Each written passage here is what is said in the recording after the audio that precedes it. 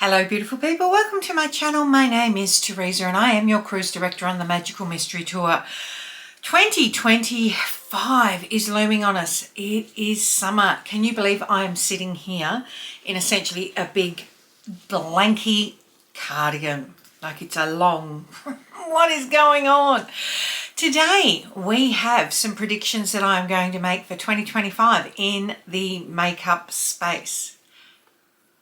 I wonder if they're going to come true. But before we get to that, don't forget to subscribe to my channel, ring the notification bell to be alerted to any new uploads. And if you like this video at the end, please give it a big thumbs up. Let's go see what I think might be happening next year.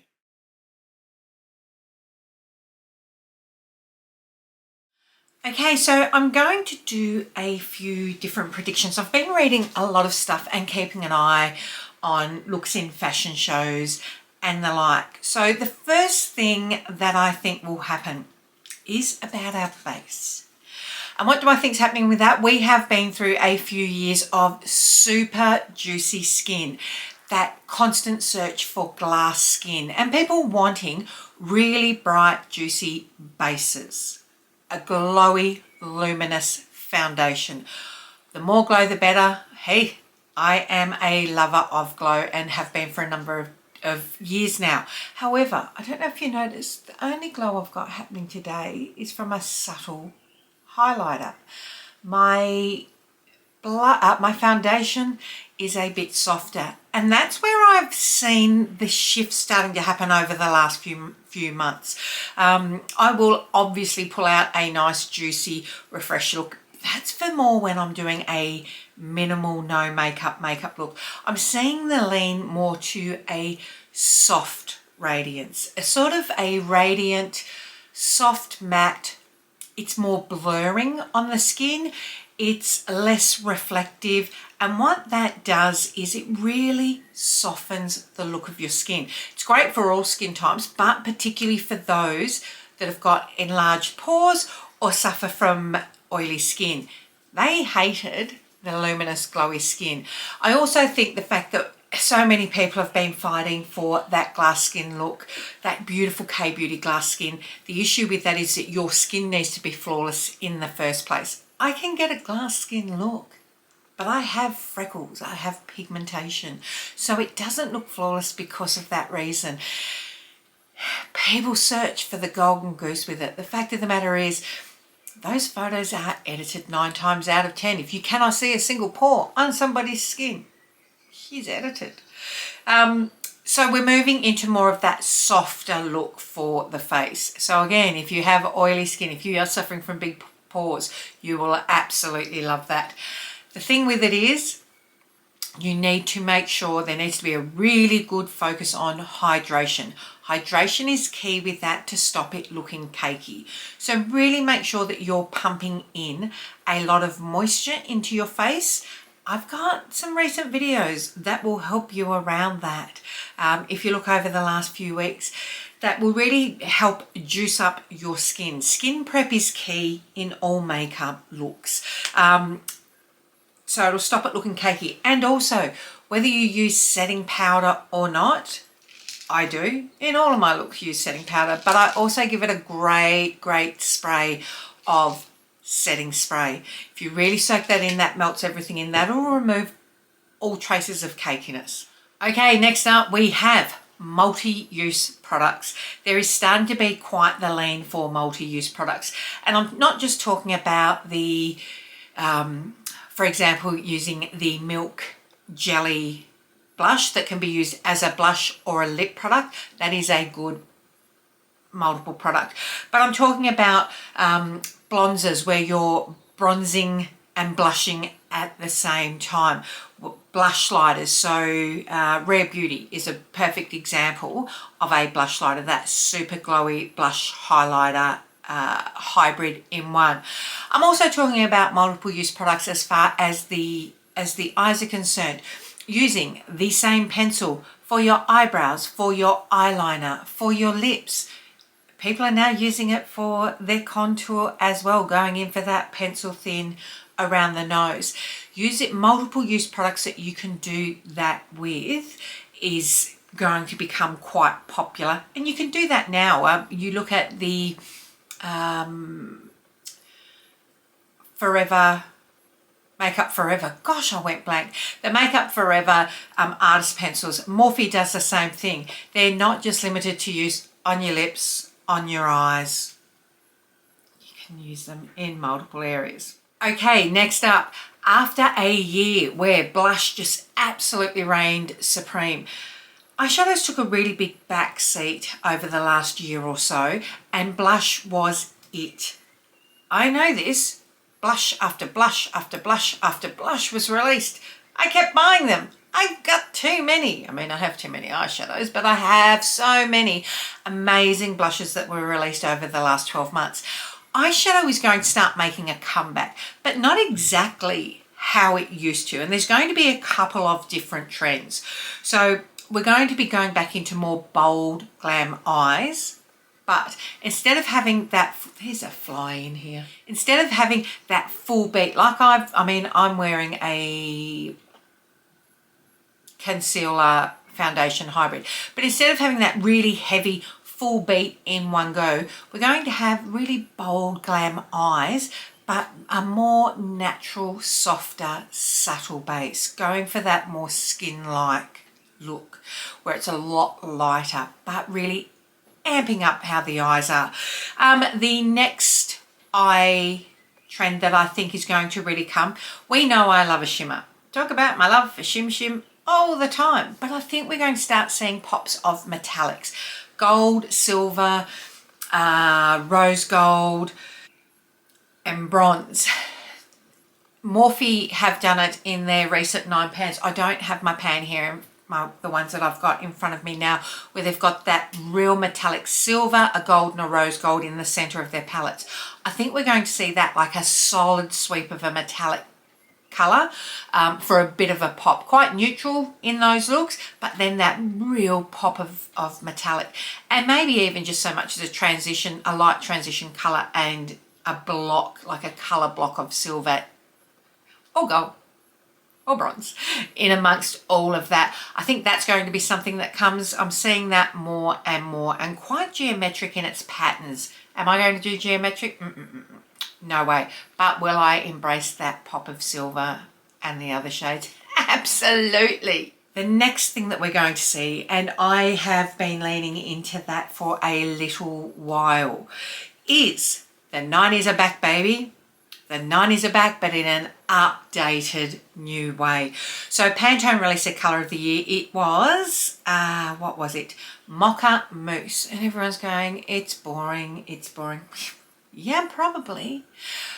But it's on trend, because the trend was already leaning there anyway. We were starting to see more of those darker liners, a bit of the concealer lip coming back with the darker liners, but a lot more certainly deep dark chocolate liners and warm caramelly mockery lips happening, and that's starting to continue. So there may be a bit of a move from blush and to more bronzer, more contour, or even a browner, more really neutral blush, and think more monochromatic. So those mockery, chocolatey, neutral eyes, along with the lips, the cheeks, even down to hair and nails. That's really going to become a thing that I think is going to come back in a really big way. And I'm loving the idea of that.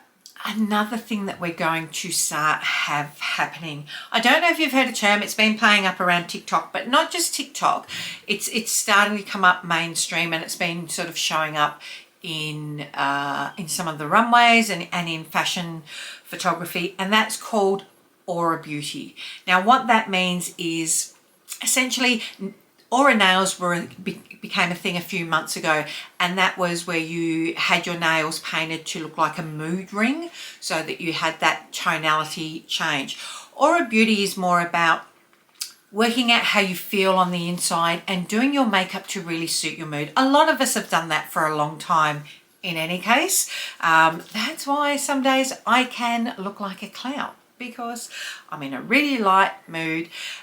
So it's more about digging into colour and thinking about how you feel. If you're feeling really fun and lighthearted, you know, doing something like a really bright pop of pink, adding in an orange in your blush and having that sort of sunrise look. So you can have that sunrise look there, enhancing that into your eyes with yellows, pinks, oranges, bright pop of pink on your lips, and embracing that, bringing the inside out. And we dress to our mood quite often, depending on what our needs are for the day. Quite often we feel like really lighthearted and we'll dress in a playful manner, and that's going to start coming forward in makeup, and people are going to start being a little bit more daring.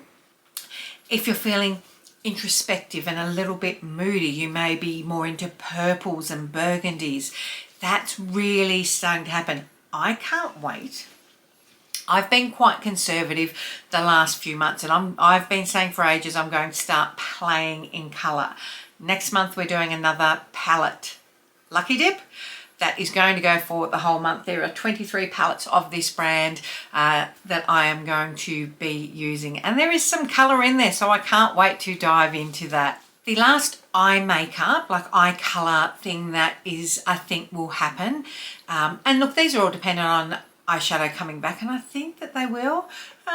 If you are younger, if you are a millennial, if you are a Gen Z, you may not be wearing a lot of eye makeup, but this one might actually appeal to you, and that is the focus on the lower lash line. So instead of wearing a lot of heavy eye makeup on your eyelid, there is that focus for being still quite neutral, wearing maybe a transition shade, and that is it, but then really smoking out your lower eyes. So minimal upper, really smoking that out, and wings. Wings are coming back, but wings coming, instead of coming from the flick, the cat's eye flick, which comes in and out all the time, there is going to be an emphasis on that winged eye coming from the lower lash line and flicking out and really smoking it out. So sort of like a reverse. The other thing that I've heard, I refuse to embrace this, is the naked lashes. So people doing eye makeup and naked lashes, I can't. I've seen the images. It's not for me. That one, the jury's out on. If I put my head in the hole and refuse to believe that it's true, can't be true. Down to the final two now, and that is going to be blurred lips. So that lip stains, I'm not a big lover of lip stains, but I am liking blurred lips, which is more that, if you're thinking K-Beauty, the Puddin' Pots and the ABH Lip Blur Matte, Maybelline have brought out one now, and we're looking at more of a soft matte blurred look to the lips, that it looks like it's been worn off, that just kiss, just bitten look to your lips, a little bit undone, a little bit softened. And then very lastly, concealer. How long have we been brightening up under the eyes? We've been doing that for a number of years now, and as we've pared back from that 2016 Full Glam giant V's under the eyes, we've now been slowly getting smaller and smaller. So inner corner, outer corner, going more minimal. And the trend's going to lean more towards matching concealer to your skin tone. I was about to say I don't have any concealer on today. What I do have is a foundation and concealer in one, which essentially is a foundation or a thicker foundation. Any product can be your one and done product. However, a lot of us do still like to use a dedicated concealer product, and we're going to find that we're not going to brighten so much now as we're going to match it. Brightening can look great, it can stop you looking tired, but it can also, when you get to our age, start to age you. And as a generation that really embrace that brightening under the eyes starts to age, they're starting to lean out of that super brightening under the eyes and leaning more into a very natural look. And that marries into where our foundation is going. So it's more about embracing a more natural, cohesive look. So they're my guesses, predictions for 2025. What we'll do is at the end of the year, at the end of next year, is round about and see if any of them came true. I really hope the Aura one did. I'm pretty confident to stand behind the Return to the 90s and that slight change in foundation moving towards a blurred, radiant, soft matte. Let me know what you think your predictions are for 2025. Is there anything that you think is going to come back? Do you agree with any of the ones I have? Do you completely disagree? Or are there ones on there that you haven't tried that you are looking forward to trying? We've only got a few days. There is no video on Christmas Day because, guys, it is Christmas Day. So after this, I think we have one video left for the year. Is that around New Year's? I don't even know what day it is. I am going to go and clean up the mess that I've got here. Please let me know your thoughts down below. Until next time, don't forget to tell your mum, tell your sister, tell your friends. Come along, subscribe. Let me know who you are, where you are, what you do. I like hearing all about it from you. Until next time, my loves, take care. Bye.